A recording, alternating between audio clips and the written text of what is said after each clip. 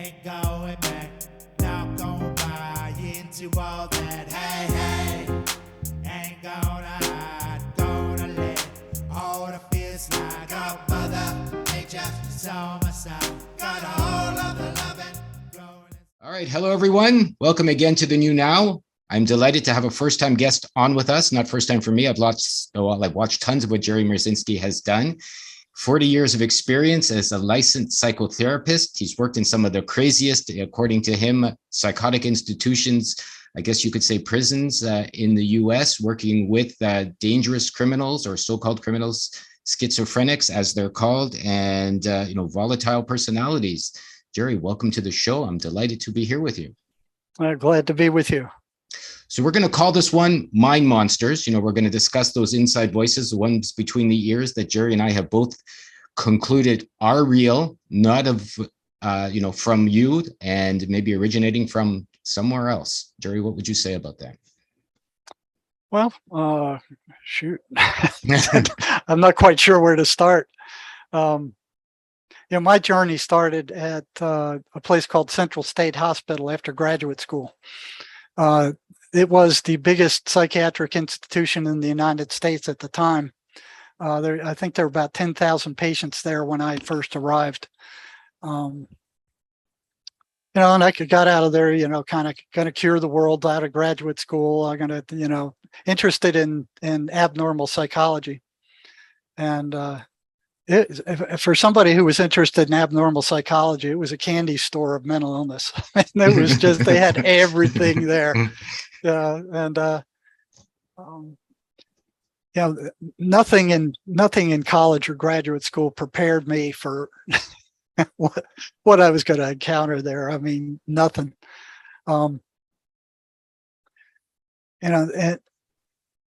After starting there, it seemed that I was working for a psychiatric rehabilitation center. They called the Yarborough Rehabilitation Center.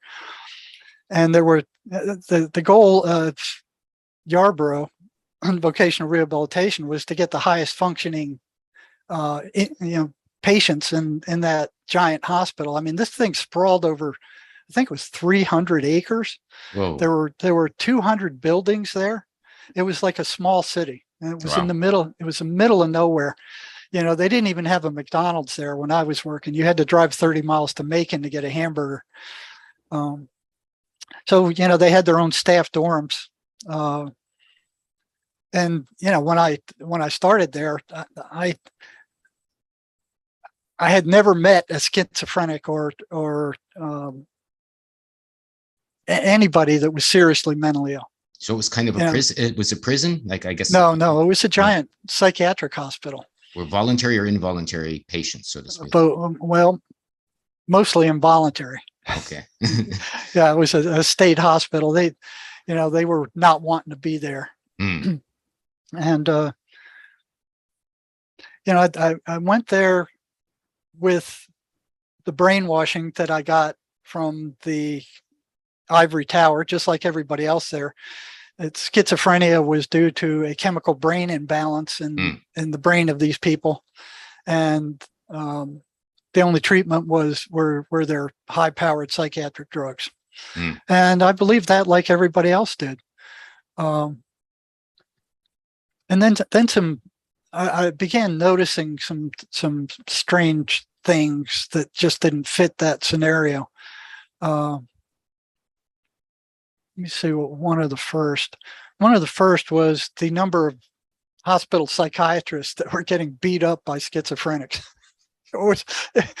Nobody got pounded on more than the psychiatrists. I mean, not psych nurses, not dentists, not doctors, not counselors.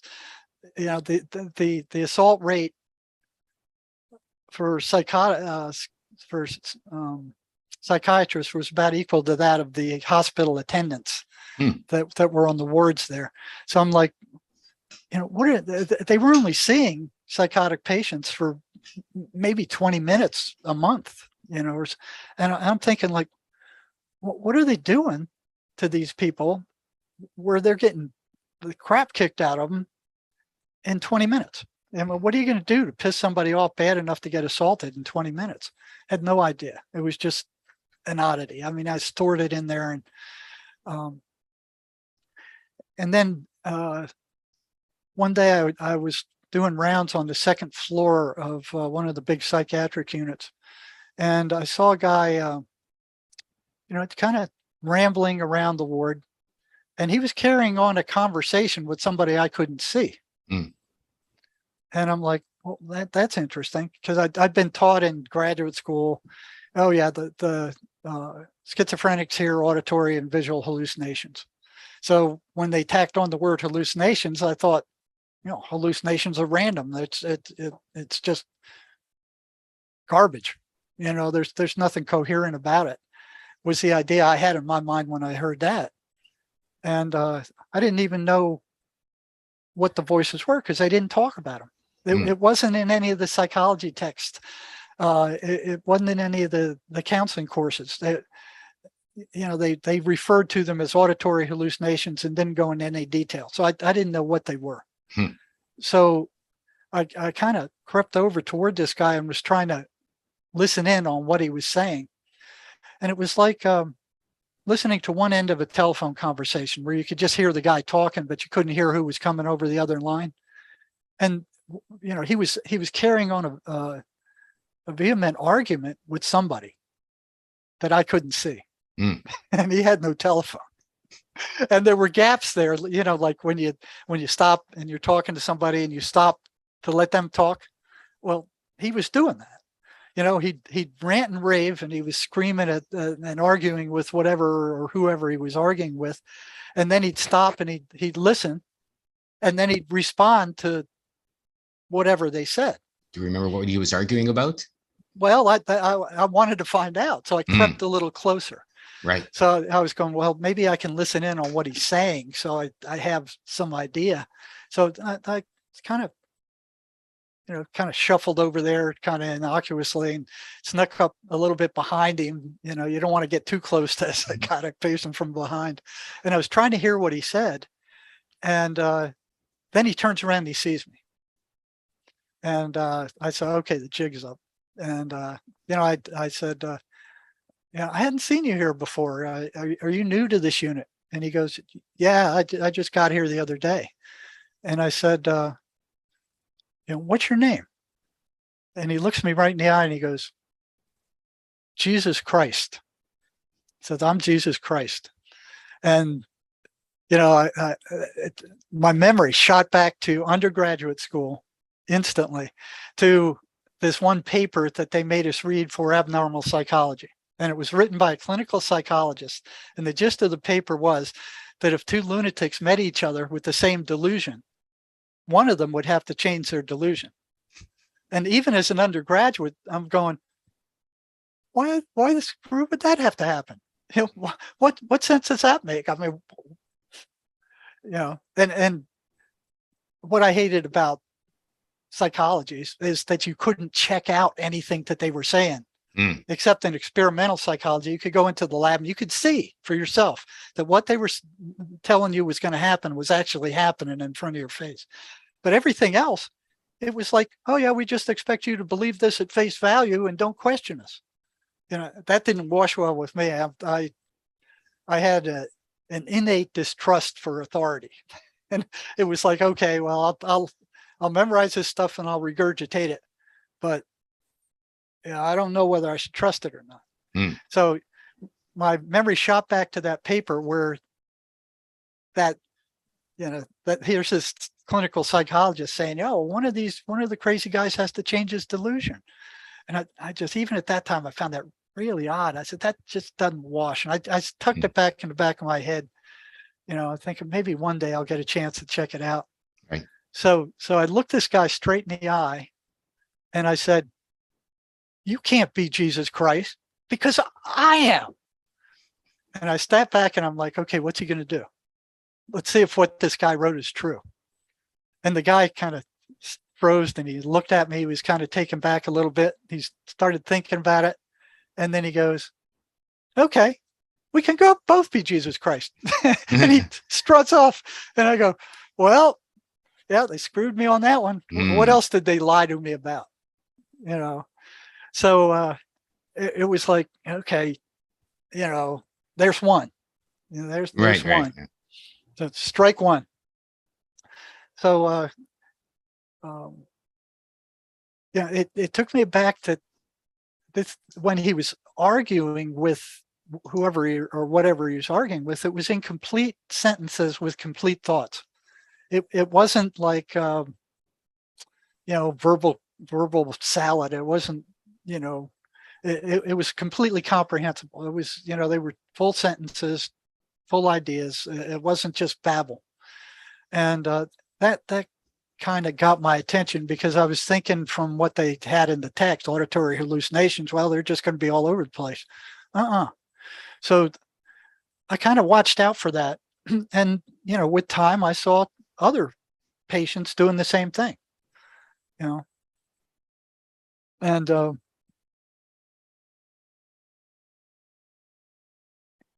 know, I started asking them some questions about the voices. They were really uncomfortable answering them because they didn't trust psychology. You know, we were basically hired spies for psychiatry to keep an eye on the prison, on the in the population, the psychiatric population. If any of them were getting out of control, if we couldn't control it, we'd bring in the big guns with psychiatry, and they'd come in with the major tranquilizers and knock these guys out. So they weren't comfortable talking about their voices because when psychiatry found out about them, if they were causing them problems or upsetting them, they just drug them. They drug them more. Well, what sort of questions did you ask them? Well, basically, what are they saying?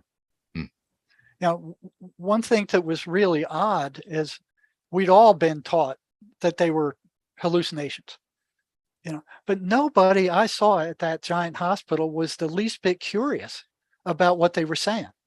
What were these voices telling these people? You know, so you know, I started edging in there to try to find out. Let me see what the next thing was. Did any of them answer you straight? Well, I got bits and pieces. Yeah, you know, it would be like one bit at a time. And then what I'd do is take that bit with the next guy I talked to, and I'd say, well, what are the voices telling you? I know this much, you know, and that helped a lot, you know, providing a few pieces that no other staff had. And it showed them that I was serious and I was really curious about what they were hearing, and I wasn't playing games with them.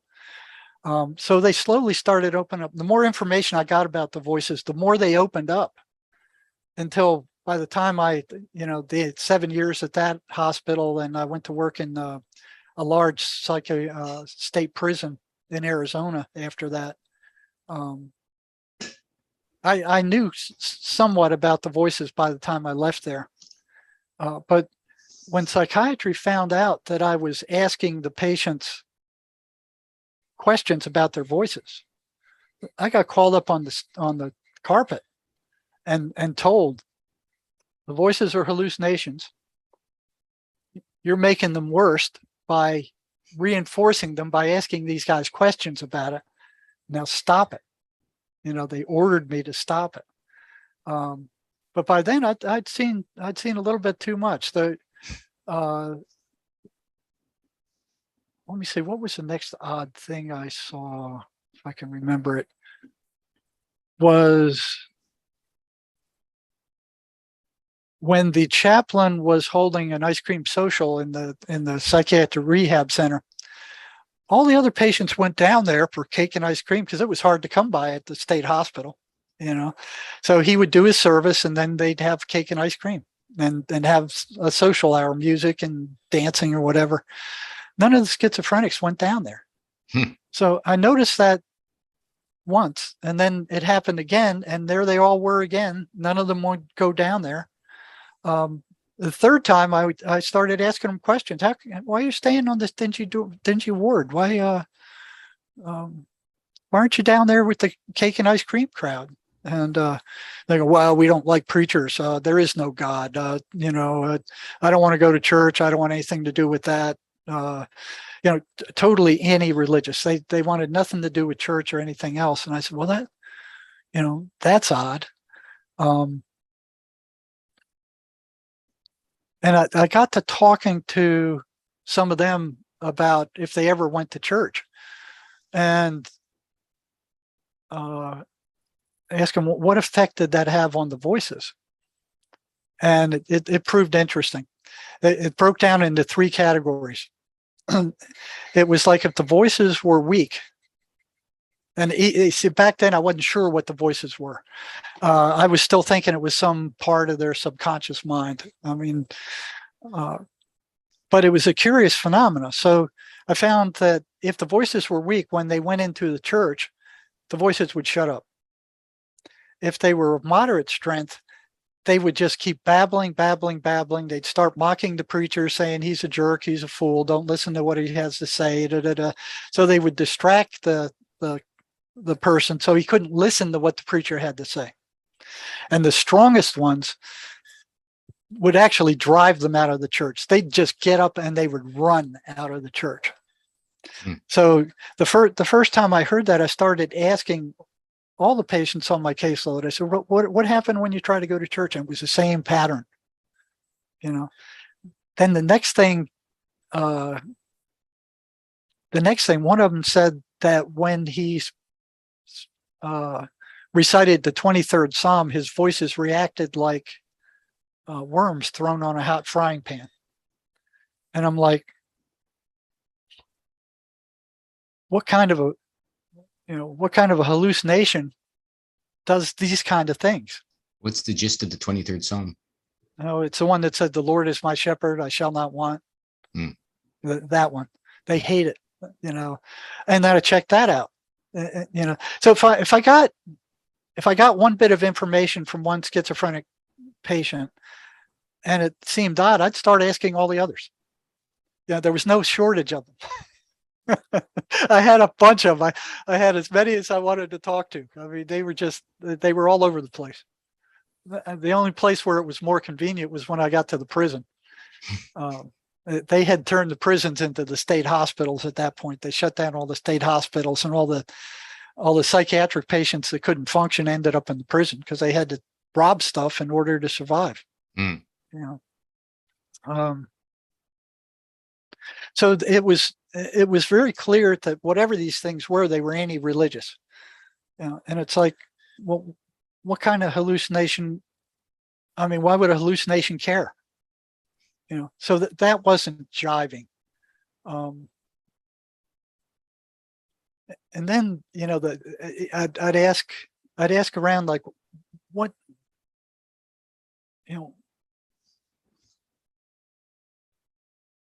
why aren't they taking their medication? So what they would do, that virtually all of them, they'd put them on these antipsychotic drugs, which were awful. They're toxic, awful side effects.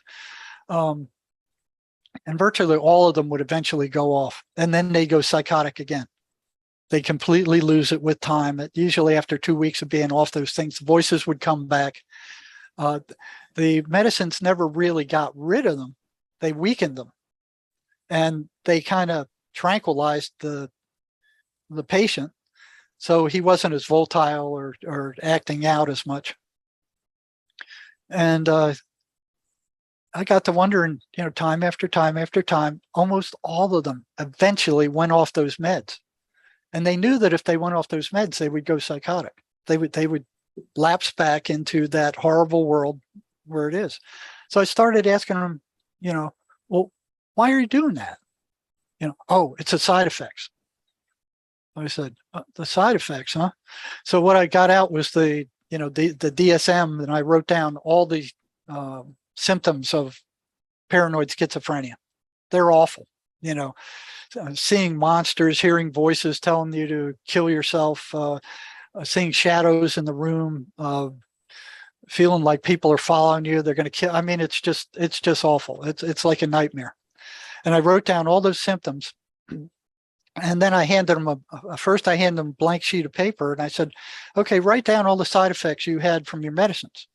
And they all didn't have the same side effects. So got the paper with the side effects. And then I gave them all the symptoms of paranoid schizophrenia. And I said, here, check all the ones that you've experienced when you were in a psychotic state. And it was bam, bam, bam, bam, bam, bam, bam. And then I gave them both back to him, and I said, what's worse? You know, are the side effects of the medicines worse, or is it worse to be floridly psychotic? Every single one of them said it was worse to be psychotic. Yeah, there were no dissenters. And after, I was asking time after time, every single one of them that went off their medications, I would ask, why did you do that? Oh, side effects. Well, you knew what would happen if you went off your meds, right? Well, yeah. Then why'd you do it? Side effects. So I'd give them the 2 sheets of paper. Which is worse? Side effects. The side effects were not as bad as the actual condition. And then I'd ask them, well, then why'd you go off your meds if the schizophrenia is worse than the side effects? What'd you think they said?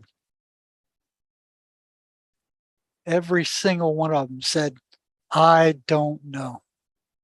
Really? Really. Every single one. That went on for 3 years. I felt like one of them asking the same question over and over and over again and expecting a different answer. Mm. It took me 7 years to get the answer to that one. Which was? Well, what happened one day is, the only thing we had at that time, this is back in the mid 70s, right, that would control psychosis were the major tranquilizers.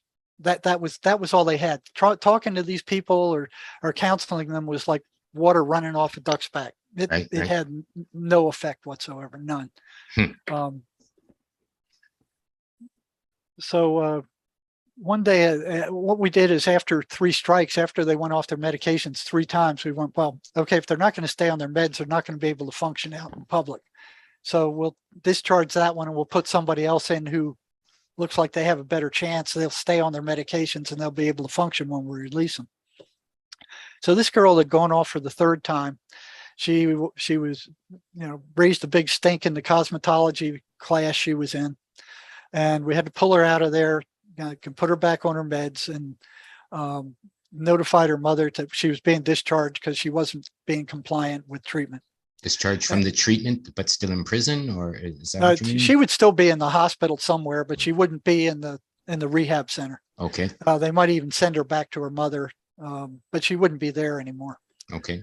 So the mother calls me and she's desperate. She said, don't do this. Don't do this. I can't deal with her when she's that way. I've tried. I'm going to come up there. We'll talk to her and see why. Well, let me talk to her. Let me drive up there. And she was down in South Georgia. So it was like several hour drive for her to get there. So I said, okay, all right, come on up this Friday and we'll talk to her. So the mother came in. We were both sitting in my office talking. We brought the gal in and, started talking to her. So, well, why'd you do this? And her mother's begging her, why'd you do it? Why do you keep going off your meds? You're about ready to get thrown out of the program. And she goes something like, well, you won't believe me even if I told you. And I said something like, hey, try me. I've heard some pretty strange stuff while I'm here. I don't think you're going to, frighten me off. So she said, okay. The voices told me that the psychiatrist was poisoning me with those meds. And they pointed out the side effects and said, this is the result of being poisoned. Mm. And right away, it was like, click. That's why all those, the psychotics were beating up on the psychiatrist. Mm. The voices were telling them that they were being poisoned and these guys were hitting back at them, So that was near the end of 7 years. Well, I'm curious, weren't they kind of being poisoned by the medicines? Yeah, they were being poisoned. Yeah. Yeah. Those medicines are toxic. They're some of the most dangerous drugs in use today in medicine. They actually shrink the patient's brain with extended use. I mean, like a walnut, just shrink it to destroy the peripheral nervous system. And the hospital was full patients that had been on those medications for years, and they no longer could walk normally. They called it the Thorazine shuffle, where they just kind of dragged their feet as they shuffled along. There was permanent damage to their nervous system and their brain. So the voices were kind of right, I guess. It's Yeah, interesting. yeah, they were virtually being poisoned slowly. And when that came out, some researchers they found that when they were autopsying the bodies of chronic schizophrenics, they would find that their brains were all shrunk, abnormally shrunk, like rotten walnuts. And they published this paper, and the psychiatric mafia and big pharma went nuts. He went, oh no, it's due to the schizophrenia. That's what the schizophrenia shrunk their brain.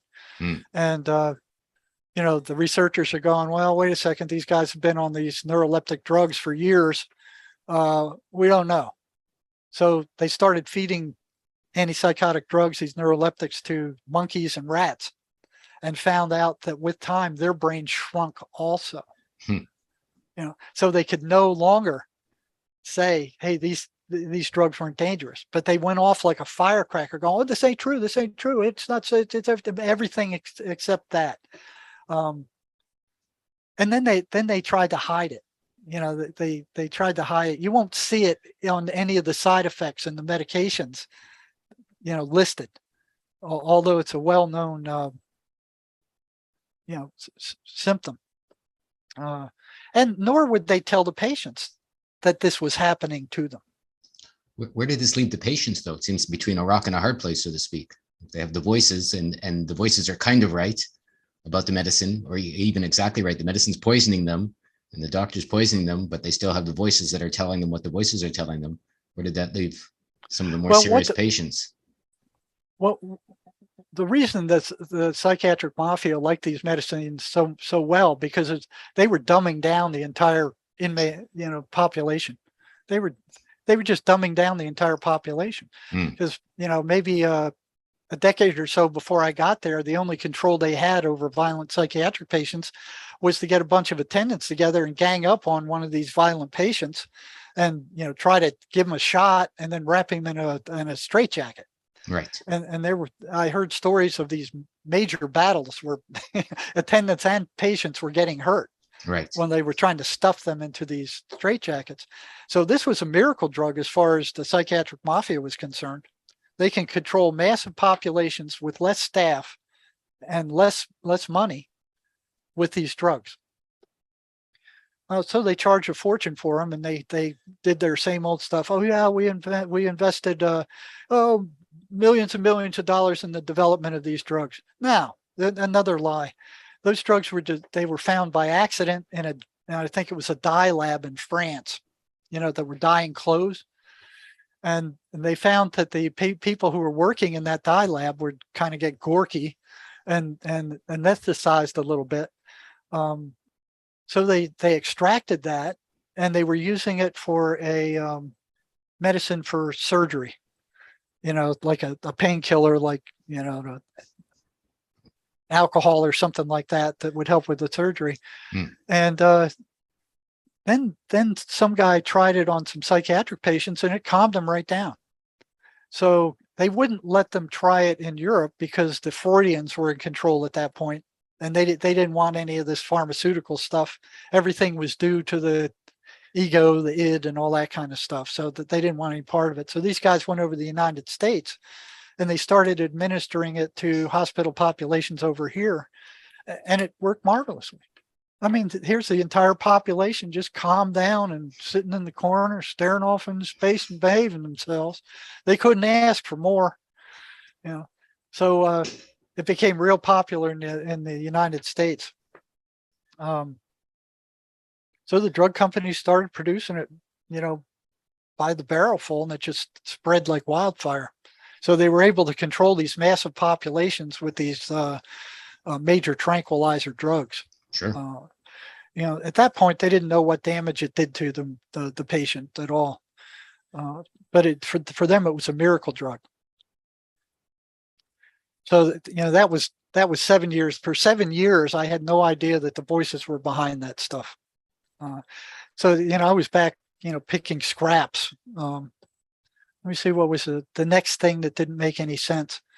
We'd all been taught in graduate school that schizophrenia is due to a chemical brain imbalance in the brains of these people. And then I noticed something really odd. I would sit in on these interviews with psychiatrists, with the patients, and never did I ever see a psychiatrist give any kind of lab work at all to determine which chemicals in the brain of the psychotic were out of order or were out of balance, by how much or by how much. Never. And I'm like, okay, well, if their brain chemicals are out of balance, how do they know which ones? I mean, there's like, a couple dozen of them in there. Which ones are out of balance by how much? So I started asking psychiatrists, I mean, how do you know what you're doing? And they go, oh, the drug companies figured it out already. They've got it all figured out. And I'm like, what? I'm like, that's like turning the fox loose in the hen house. Well, so here's this chemical imbalance thing with no measurement as to what's unbalanced and what's not. It was a total fraud. I found out later that not only did they have no evidence for a chemical imbalance, which is hitting the news these days really hard. I mean, it's been out there for years, but now it's hitting the public that there is no chemical brain imbalance, that they can find. It just doesn't exist. And the psychiatric mafia is screaming bloody murder, and the drug companies are screaming bloody murder, but they can't prove it. They can't prove any chemical brain imbalance. So that they went on that for decades. It came out by one of the drug companies that were selling an antidepressant back in the 70s. It's like, oh yeah, this is a chemical brain imbalance, and you take these meds and it'll straighten you out for da-da-da. None of these drugs cured anything. They cured absolutely nothing. As soon as you go off them, you're back to where you were. So you had that kind of fraud going on. So where did that leave the patients, like throughout this journey, as you were watching them and hearing what was going on with them and understanding that the drugs were doing or not doing what they were supposed to do? Well, that's all we had back then was the drugs. Like I said, there was nothing else that would bring these people under control. And at that time, I didn't know how much damage it was doing to them. I didn't find that out until probably close to the time I retired. Because of the big hullabaloo the psychiatric mafia threw up to kind of try to bury that. So there was one other time where I got in trouble at the state hospital for asking schizophrenics about their voices. So it was clear that the psychiatric mafia didn't want anybody kind of digging into that area at all. And they would have taken action to stop it. I don't know, they all believed that the voices were hallucinations. The whole hospital believed that the voices were hallucinations. And here I am curious about it. So I'm kind of asking questions about the voice. Nobody else was even curious. They weren't the least bit curious about what those voices were saying. The psychiatrist kept insisting that they were hallucinations until they found a patient that told them that the voices are telling them to kill themselves. Then all of a sudden they didn't become hallucinations anymore. They magically transformed and were a threat. They would lock those people down. They'd strip the cell. They'd put them on suicide watch, give them a suicide blanket, and fill them full of drugs and leave them there until they were no longer suicidal. Or they said they were no longer suicidal. So they were hallucinations until they found that the voices were telling the patient to kill themselves. And then they became very real for them. So I'm like, well, how does that wash out? That they're not real until this happens. And then all of a sudden they're real. And then they're jumping around like somebody's poked them in the butt with a hot rod. And it's like, what's going on with that? You know? So some of the other things they were doing were these prefrontal lobotomies. They were doing 3,000 a year there, where they get an ice pick. This was their gold standard for a while with people that were, usually somewhat uncontrollable. They get an ice pick and stick it through their eye socket and scramble their prefrontal cortex. Nice. And turn them into zombies. They were just passive zombies. Yeah. So, when did you, flip your switch, so to speak, that besides, figuring out that the chemicals were making them more crazy or more docile? Oh, so I didn't know that at the time.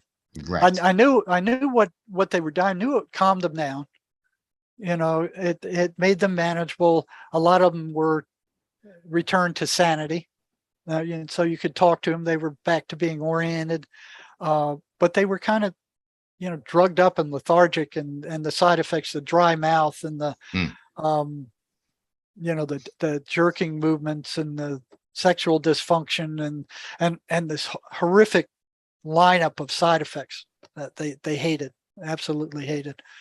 But there was nothing else back then. We had nothing else back then.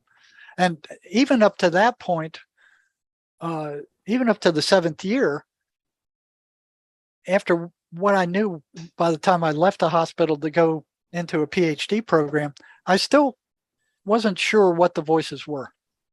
I'm still thinking, well, is this some part of their subconscious? Is this, I just, and they were so frustrating. The schizophrenic, I just couldn't figure them out. They were driving me crazy. They were doing all this crazy. They would get right to the point where they were about to graduate from one of their training classes, and then they'd sabotage themselves. They were very self-destructive that way. On the backwards, their suicide rate was 3 to 5 times that of the general population. So they killed themselves at a very high rate. I was to find out later that the suicide rate of psychiatrists is virtually the same. So if you're looking at the stability of a population based on their suicide rate, psychiatrists are right up there with schizophrenics. So they were closing down the state hospital. The Proposition 13 had swung through. They were closing down state hospitals all over the United States. And I'm going, this is a major mistake. They won't take their meds even when they're handed to them. They put them under their cheek, they cheek them, put them between their cheek and their teeth. And then when the staff isn't looking, they go spit them out. I remember one day where I was walking through one of the wards on the bottom floor of the unit I was working. And here were some maintenance men that were cutting off the bottom end of a pipe banister that ran up to the 2nd floor. And I knew that the cap on that banister on the 2nd floor was missing. So there was just a hole in the pipe. And, here were sparks flying all over the floor, and it was like a great show to watch that. And so all these patients gathered around there watching the sparks flying all over the place. And I'm there with them watching all the sparks flying all over the place. It was like a little fireworks show, with all this smoke, and they're cutting off the thing. I'm kind of wondering what they're doing, and they were curious too. As soon as that cap fell off, there was like those machines in Las Vegas where you hit the jackpot and all these coins come out. Well, what fell out of there was like thousands of psychiatric pills. And most of them were antipsychotic drugs. And I'm looking at these things, and they spread all over the floor. They were just bouncing all over the room. There were thousands of them. They must have been throwing pills down in that banister for decades. And I'm looking at these things and going, each one of those is a vote from a psychotic patient to go nuts. Why are they doing this? Why are they throwing these medicines away? It's the only thing that's keeping them sane. Back then, I didn't know much about the voices then. That was like a bit by bit learning process. What I did know by the time I left the state hospital, that the voices they heard, whatever they were consistently negative. You know, they weren't random. They were always negative. You know, if they were a hallucination, I mean, hallucinations are positive, negative, mediocre. They're all over the place. You know, there's. My question was when I left there is what is it that is holding these things consistently negative? There's something doing that. You know, so it reminded me of that movie where, what they call it, The Enemy Below, where a destroyer was chasing a Nazi U-boat and they beat it up pretty good. And when it would escape, it would go back onto the same course it was on previously, you know, to head back to wherever it was going in Germany. So when the captain lost it, he just went back to that same course again and picked it up again later on. So it's like, you know, what is keeping these hallucinations or whatever on that negative course? What is holding it onto that trajectory? Something was. It was never good. The voices were never good stuff. They were never mediocre stuff. They were virtually always negative stuff. You know, and they didn't like talking about them. And I found out later that the voices themselves were telling them not to say anything. You know, the voices were telling them, you talk about it, they're gonna medicate you. They're gonna fill you full of meds, and in effect they did. You know, and then out in the community, the voices were saying, don't talk about them, or they're gonna fill you full of meds and they'll lock you up too. So they didn't want the patient talking about whatever they were. And I'm like, well, that's pretty weird for a hallucination. What kind of hallucination would do that? So after getting out of the PhD program, which provided nothing useful, I mean, there was nothing clinically useful there. I went to work in an emergency room at one of the hospitals in Tucson, and eventually landed a job at the state prison psychology department, you know, here in Tucson, and found that here I was back with schizophrenics again. You know, I didn't want to deal with them. I mean, I was sick of trying to figure them out, what was going on with them, and I was beating my head against the wall. I didn't know what was happening. And it was like some big hand grabbed me and said, okay, back to the schizophrenics again. You know, so here I was with a prison full of schizophrenics. But it was a lot easier actually in the prison, because I didn't have to worry about one of them going to the warden and saying, oh, the psychologist is asking me about my voices, and then getting put on the carpet and threatened for doing that. Right. I mean, if any prisoner who went to a warden and said, hey, the psychologist is asking me about my voices, man, I don't like it. That warden would go, get out of my face, buddy. Get away. I didn't want to hear anything about it. Yeah. So you were free to ask. I was free. I was free to ask. I was free to experiment. I was, you know, so what I did, I mean, there were plenty of schizophrenics there too, because now that they had thrown them all out of the state hospital, the only way they could support themselves out there was, you know, steal stuff or rob people. And so they ended up using drugs and getting in prison. And so here was the prison with the same population that I had at the state hospital, you know, 2,000 miles away.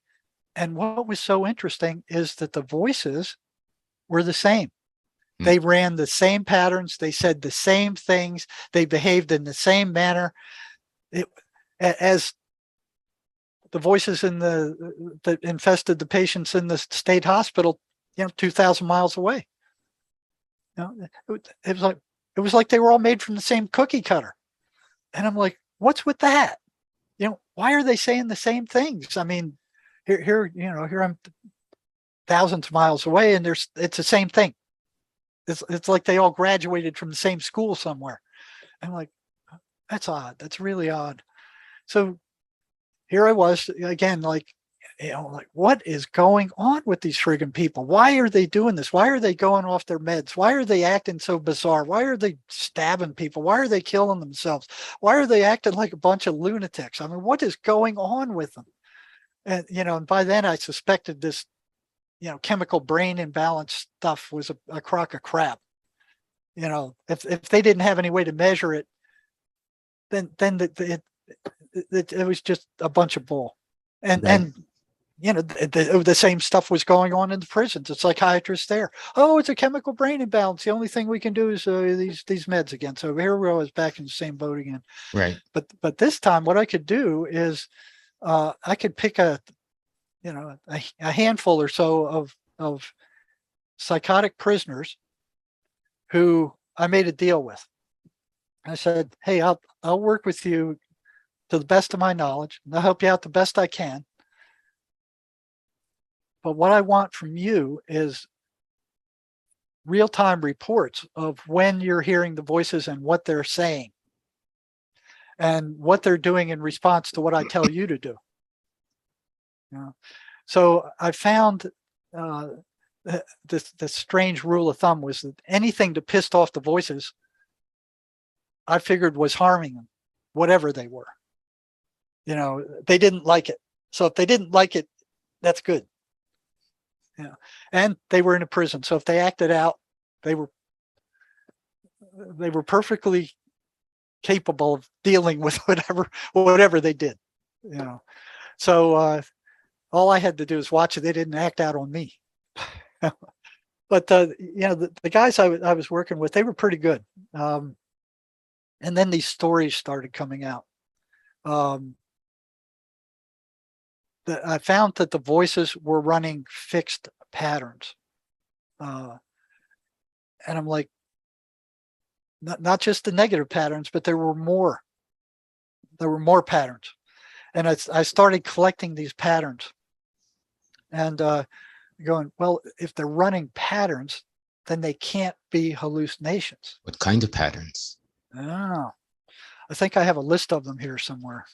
Now, this was collected over years. Okay. Okay, here's the patterns. They were consistently negative. They were anti-religious, consistently. They didn't like the person reading the Bible. If they tried to read the Bible, they would start screaming and hollering. They got louder. They tried to drive them away from them. They would constantly create and foster negative emotion. They would try to upset the patient. Then they would energetically drain their victim. So after the voices attacked, their energy levels went down to nothing. Strangely enough, they got louder after sunset. They got louder if ignored. They fostered self-destructive behavior. They fostered isolation. They demanded the attention of their victims. They maneuvered for increased control over their victims. They gaslighted them. They manipulated perception. They had complete access to the patient's memory. They would demand that the patient not tell anybody about their presence. It was interesting when they were shocked with a rubber band, a snap of a rubber band, they would shut up temporarily. Nothing else I knew that could shut them up. They were consummate liars. They lied about everything. They couldn't be trusted to make any kind of deal. They would consistently steer their victim away from anything that would generate any kind of happiness or joy. They manipulated feeling without speaking. They short-circuited reason. They would try to pass themselves off as the patient's thoughts. They could evoke selective forgetting. They filled the victim's mind with negative thoughts about themselves and others. They were destructive of any positive self-concept. They pulled their victim away from consensual reality. They used confusion as a means of instilling negative suggestions, and they were aversive to anything positive or beautiful. Any attempt to inform the schizophrenic patient that they were energetic parasites would trigger a volatile reaction. Interesting. Let me get back here. Okay, I'm back. Let me see. There was a couple of things there that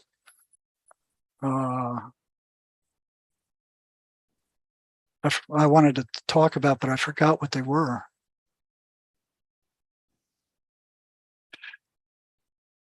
So, as I was working with these guys, I found that when they were upset with something, the voices, I assumed that, like anything else, I mean, when it gets upset, it doesn't like what's going on. So one of the things that I learned in the state hospital was they didn't like the 23rd Psalm.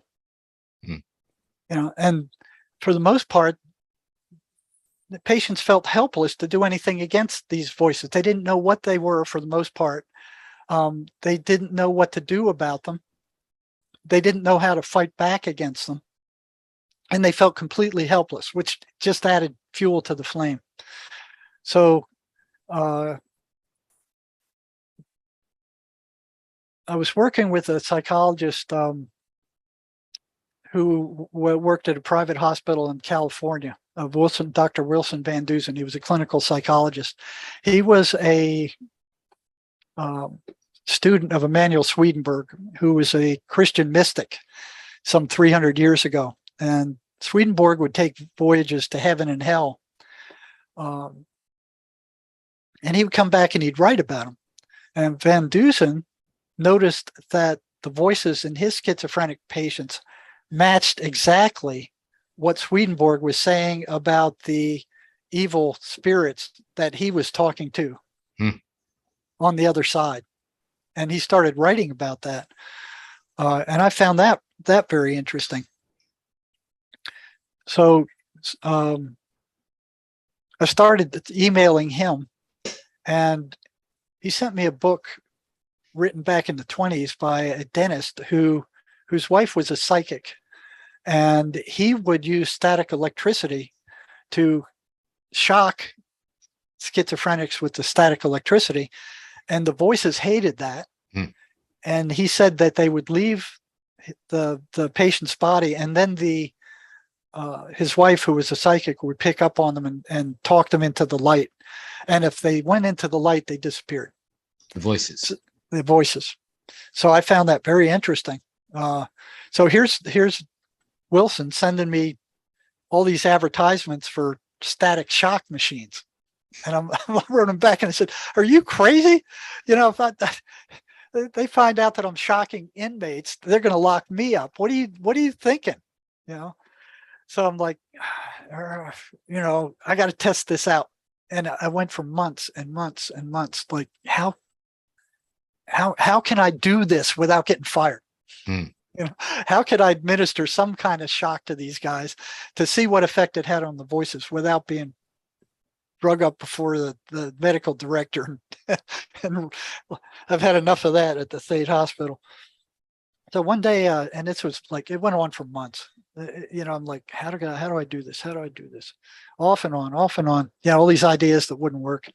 And I was talking to a secretary one day in the prison, and I looked down on her desk, and here was a rubber band. And I looked at that and I went, So I snatched up that rubber band. I pulled in one of the psychotic prisoners I was working with. And I said, I'm going to give you this. When your voices start up, snap it real hard and tell me what happens. So consistently, he reports that the voices shut up temporarily. They actually shut up. They would shut up for 20 seconds to half a minute.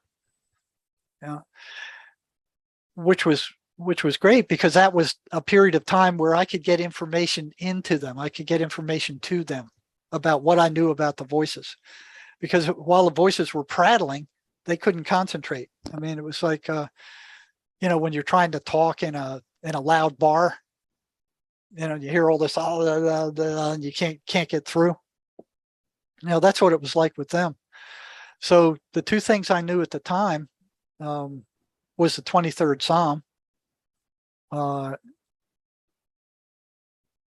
So what I'd do is I'd give them the rubber band, and I said, snap the rubber band, repeat the 23rd Psalm. That's like punching them in the face. So I had all these inmates running around snapping the rubber band and repeating the 23rd Psalm. And I was actually handing it out to them until the chief psychologist caught me and said, "What are you doing?" And I said, "This works. Yeah, this works. The voices don't like it. They shut up when you snap the rubber band. They don't like it." They ordered me to stop. So I'm like, okay, there we go. Here it comes again.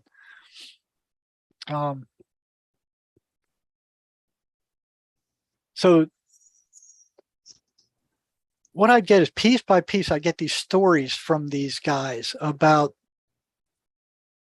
their interactions with the voices. When the voices came in the office, we were figuring out ways to disrupt them.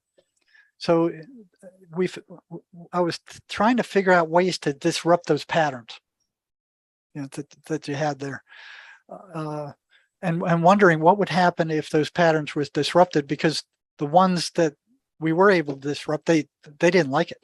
They didn't like it. So, I'm getting all this information from these guys, and figuring out ways to disrupt these voices and giving them homework. So I'm like, okay, do these things and come back next week and tell me how it worked. So you're ultimately trying to help them out, I'm guessing, from the voices. Like that was kind of your job in the institute. How do we get rid of the voices? Gotcha. How do you disrupt them? I mean, what effect can I have on them? Because regular counseling was like spitting in the wind. You're wasting your time. Right. So it's like when I saw that they didn't like disruptions to their patterns, I'm like, okay, well, let's do some disrupting and see what happens. And this went on and on and on until I got a good sized list of things that they could do to disrupt. And then all of a sudden they started coming back and saying the voices don't like what you're doing. They're getting pissed off with you. And I'm like, well, tough shit. Tough crap.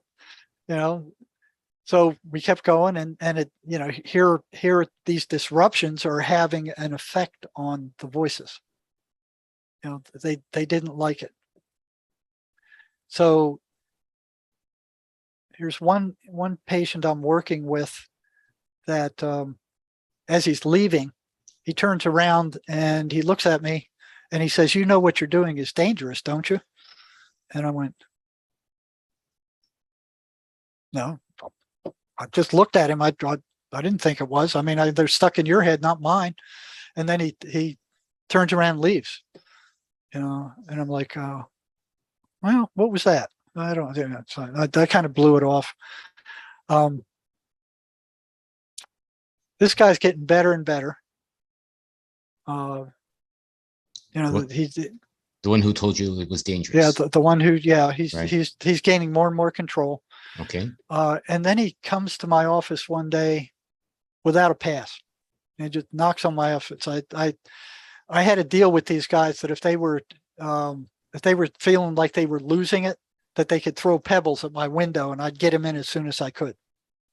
So we had a working relationship together. So he comes in unannounced, knocks on my door, and he says, "The voices want to talk to you." I'm like, "They want to talk to me personally?" He goes, "Yeah, they want to talk to you personally." That hadn't happened in 25 years. I mean, it never happened.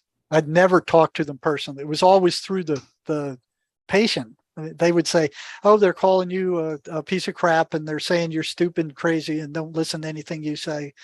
It was common stuff. And but it was never personally. It was never straight up. And the more I'm going into this, the more unstable my denial system is getting, that these things are some figment of their subconscious mind or something. I mean, by the time this started happening, my denial system was very shaky.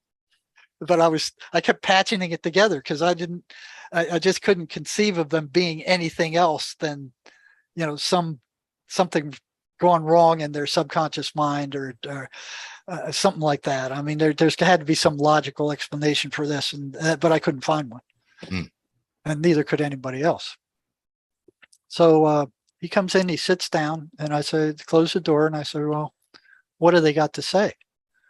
And he said, these words came out of his mouth. Can't make me lie to my heart. No one tells me where I should start. Free to bust is what I say. Nothing now gonna get